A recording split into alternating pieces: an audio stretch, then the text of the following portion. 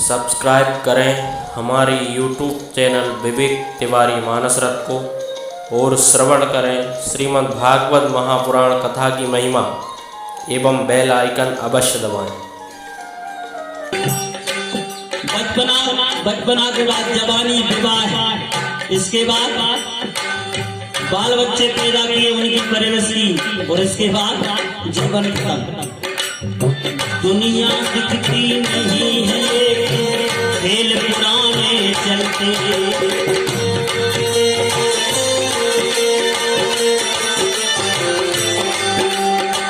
दोहराता इतिहास स्वयं को, केवल पात्र बदलते। रामलीला कैसे पात्र बदलता है? ऐसी पात्र तो वही है नहीं, केवल पात्र बदलते। बस रीति बही, बस रीति बही चली आई, सुख की आस करो।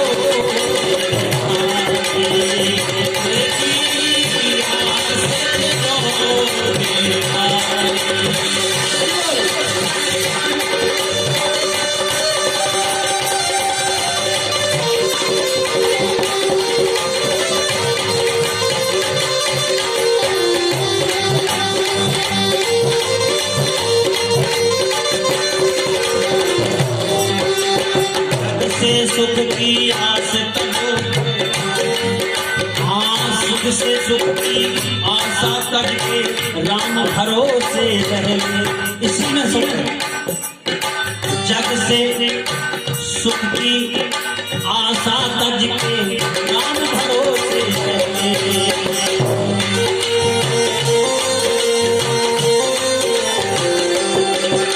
और मन को मनमोहन में फंसा के संसार में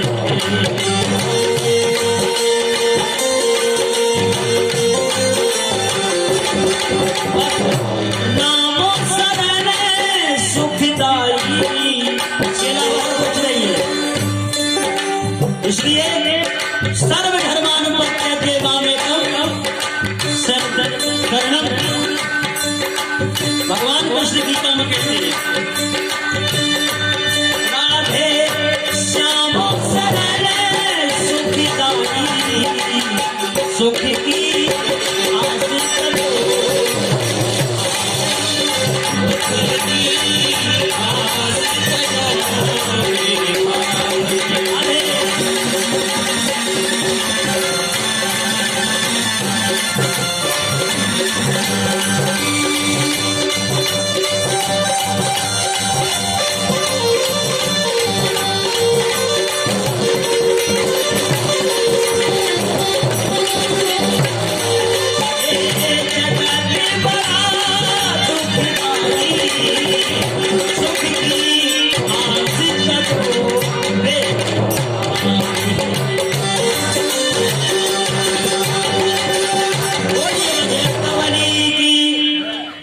गीता में भगवान कृष्ण कहते हैं, समस्त संसार के सुख को छोड़ करके जो जीव मेरी शरण में आता है वो सुखी होता है, और हम संसार को नहीं छोड़ते।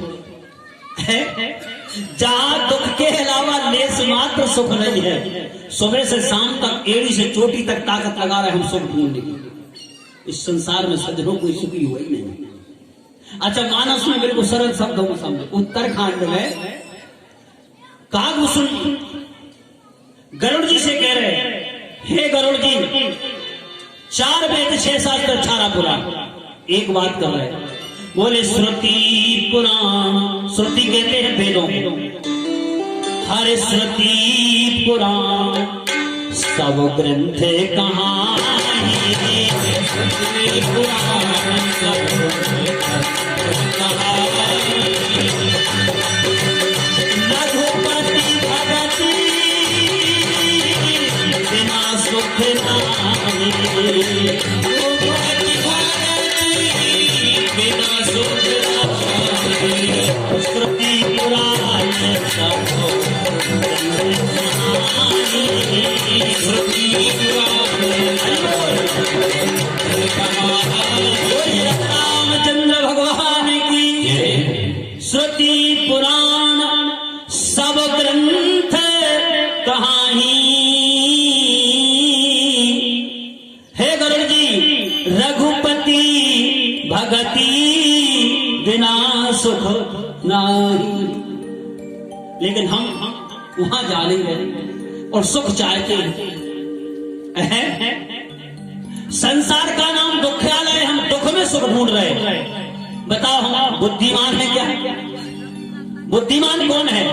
धान्यास्ते कृतना पिबंती राम नामामृता सततम राम नामामृतम। धन्य तो वे हैं जो सतत भगवान राम का अमृत पीते हैं, भजन करते हैं। इसलिए सज्जनों, वास्तव में इस कलिकाल में यदि हम नगद सौदा करने बैठे हैं तो यही है जो आप लोग कर रहे हैं, इसके अलावा और कुछ नहीं। ये संसार दुखाल है। इसलिए आज रेवा तट की धरती पर रेवा के चरित्र सुनने बैठे हैं। ओंकारेश्वर से और यात्रा प्रारंभ होती है। सबसे पहले दाहिना अंग करके हम चलते हैं मैया को। ओंकारेश्वर ये मानधाता पर्वत, भगवान भावन महेश्वर विराजमान है। अयोध्या के राजा मानधाता एक बार विंध्याचल पर्वत में, जहां हम रह रहे हैं, इस पार जो है सतपुड़ा और उस पार विंध्याचल। विंध्याचल पर पहाड़ ने तपस्या की और तपस्या से भगवान भोलेनाथ प्रसन्न हुए। तब दो रूपों में परिणत हुए भगवान भोलेनाथ। क्योंकि विंध्याचल की पद्धति क्या थी? मिट्टी के शिवलिंग बना बना करके और रोज अभिषेक करता था और ओंकार शब्द से जाप करता था। तो मिट्टी के जो शिवलिंग बनाए उसके स्वरूप सज्जनों साक्षात भगवान देवादिदेव महादेव ओंकारेश्वर के रूप में प्रकट हुए। क्योंकि ये 12 ज्योतिर्लिंग शिव पुराण में बड़ी सुंदर कथा है। समय मिलेगा तो हम पूरे 12 ज्योतिर्लिंग की कथा भी सुनाएंगे, कोशिश करेंगे। हाँ, तो कहने का मतलब ये है दो रूपों में परिणत हुए। इसलिए एक को बोलते हैं हरि का द्वार, एक को शिव का द्वार। ओंकारेश्वर जो है इनको बोलते हैं शिव का द्वार और ममलेश्वर इस पार जबकि है तो एक ही। 12 ज्योतिर्लिंग में अलग नहीं है, दोनों एक ही। ममलेश्वर और ओंकारेश्वर दोनों एक ही। इसलिए ओंकार का जो जाप किया, ओम शब्द से जो जाप किया है, क्योंकि वेदों का प्राण है और ओम में ये पूरी सारी सृष्टि है। अकार उकार और मकार, इसके अलावा और कुछ है नहीं। इसलिए ओम ही आकार है, ओम के अलावा इस सारी सृष्टि में कुछ है नहीं।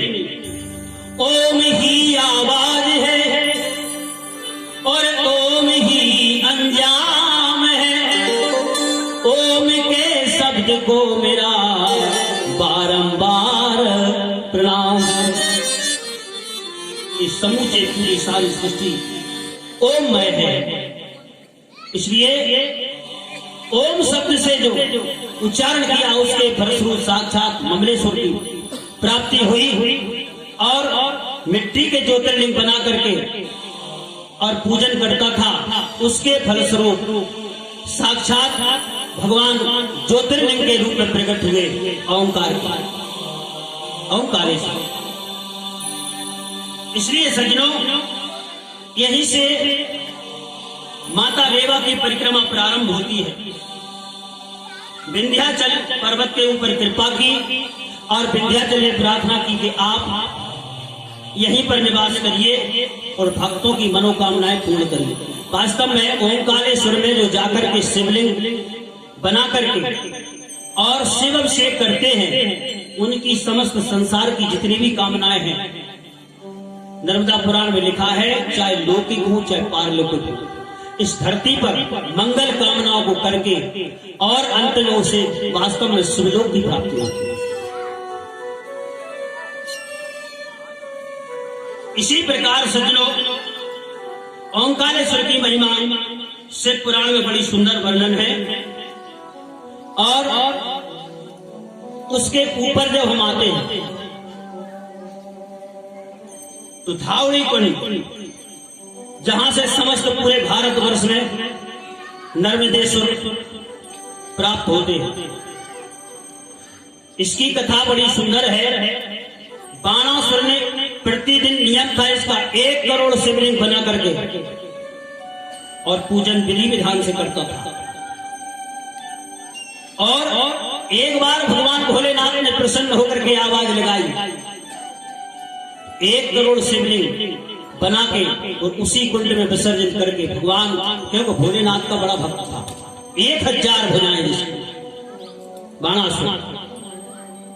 इसलिए यत्र तत्र संसार, अपने पूरे भारतवर्ष में जहां भी ये नर्मदेश्वर की बड़ी महिमा है। नर्मदा जी से आप केवल कंकड़ भी ले आओ तब भी वो भगवान भोलेनाथ का ही रूप है भाई। और कहीं से आप ले आओगे तो उसे आचार्य विद्वानों के द्वारा स्थापित करना पड़ेगा, तब वो उतना फल देगा। लेकिन नर्मदा जी के कंकड़ उठा के आप रख लो तब भी उतना ही फल देगा, बराबर, कोई अंतर नहीं।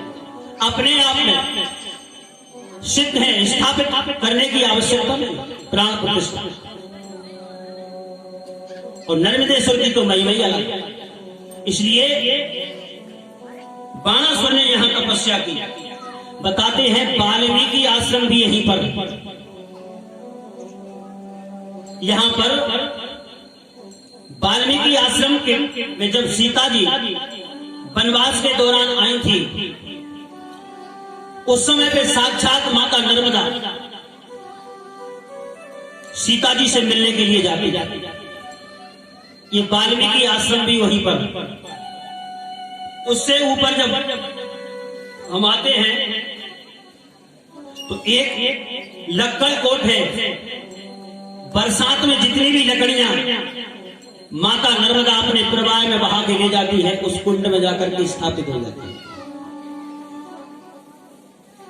इसलिए इसे लक्कड़ कोट के नाम से भी और विख्यात है। जितने भी विचार करो, जैसे माता नर्मदा जितना भी कूड़ा करकट है बहा करके सब उसी कुंड में समाप्त कर देती, इसी प्रकार उस कुंड में जो स्नान करता है, भगवान भोलेनाथ की आराधना करता है, उसके समस्त पाप, भाई पूरा माने पाप नहीं, समस्त पापों को भस्मीभूत कर देती है। ऐसी इस कुंड की महिमा है।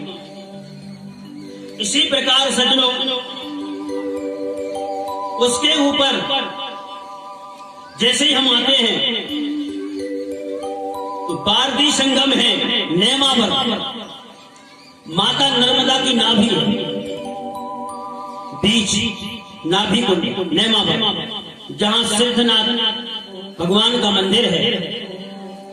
और यहीं पर एक बार सनकादि ऋषि आए। सनकादि कौन है? सनक, सनंदन, सनत कुमार, ये 4 ऋषि हैं इस धरती पर। सबसे पहले 24 अवतारों में इनका ही वर्णन ऋषियों के रूप में आए हुआ। और हजारों वर्ष की आयु है इनकी, लेकिन लगते कितने हैं? केवल 5 वर्ष। अच्छा, क्यों लगते हैं? अब कोई कहे खाने पीने से तेज आता है, अच्छा माल घोटो, जब तेज आता है। बिल्कुल नहीं, आप पढ़ो, शास्त्र पढ़ो। यदि आपके चेहरे पे तेज बता रहा है, तेज है, तो केवल भगवान के भजन से। हजारों वर्ष की आयु है इनकी, लेकिन 5 वर्ष से 6 वर्ष की उम्र नहीं लगती है 4 ऋषियों की। क्यों? मानस में गोस्वामी ने एक पंक्ति लिखी बड़ी सुंदर, सुख सनकादि अरे सिद्ध मुनि जोगी, सुख सनकादि सिद्ध मुनि जोगी, सुख सनकादि सिद्ध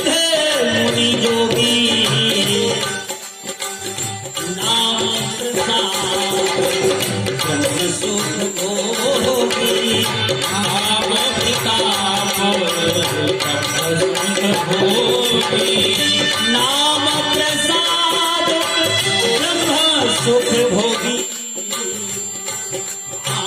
सुख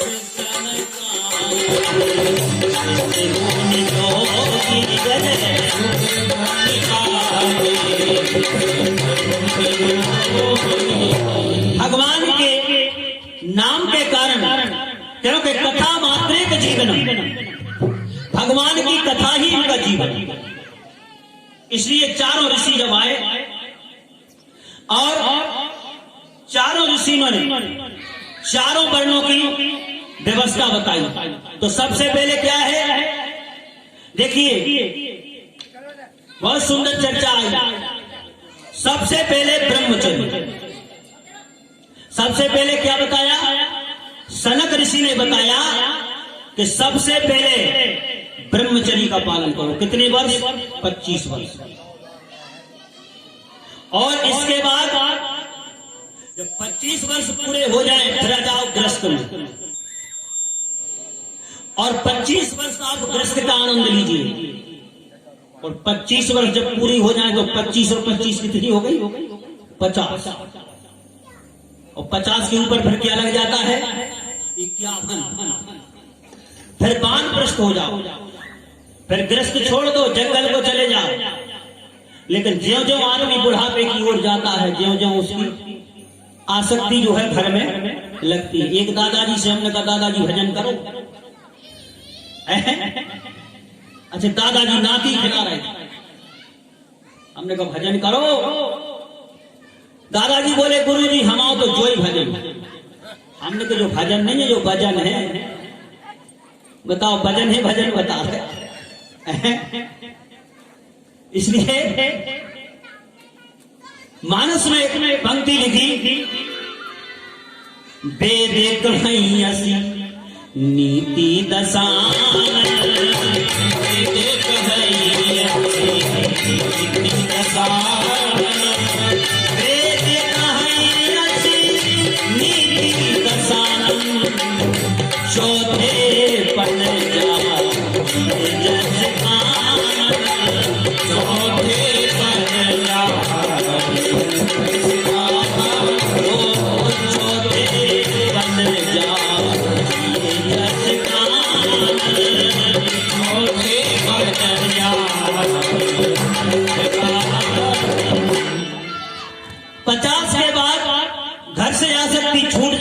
तो आप बुद्धिमान। समय रहते यदि बैराग धारण हो जाए, बैराग के भूत चढ़ जाए, तो समझ लो भगवान की बड़ी कृपा। अच्छा, घर के ही आदमी दुत्कारने लगे तो वो तो फिर बैराग नहीं है, वो तो कारण से बैराग आया।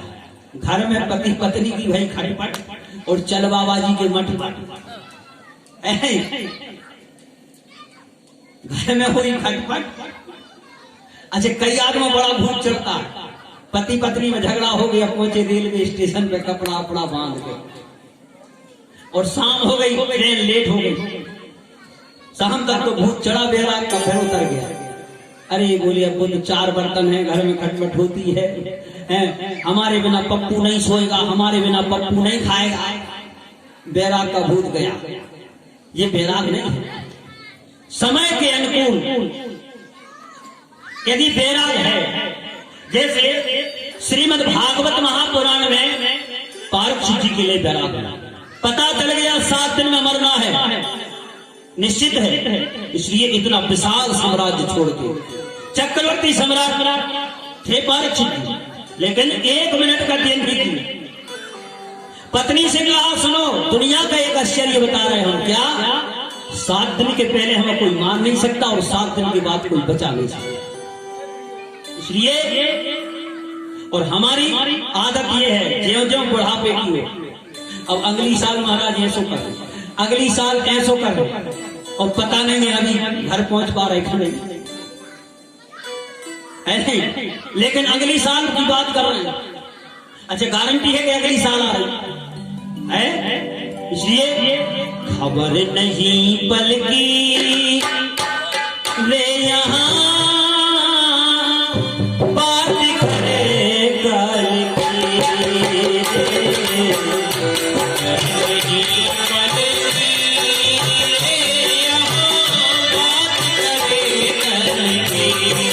तालियों से सेवा करिए भैया। अवर नहीं कलगी रे यहाँ बात करे अवर नहीं कलगी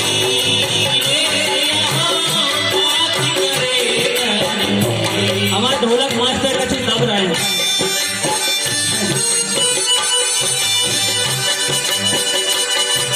गाँव के साथ लोग चल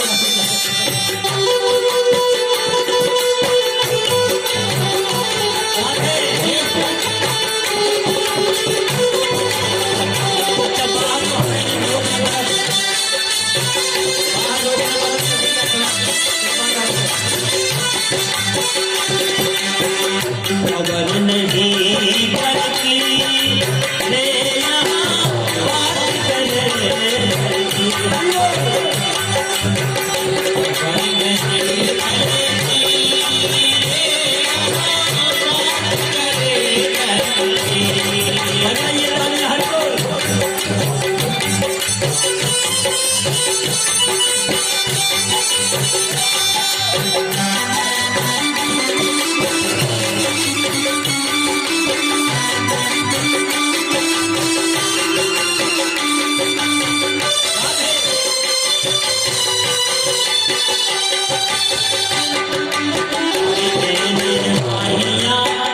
मन नहीं मानो हे मेरी माहिया मन नहीं मानो तुझे निर्माहिया मन नहीं मानो हे मेरी माहिया मन नहीं मानो ओ माया मतलब की रे माया मतलब की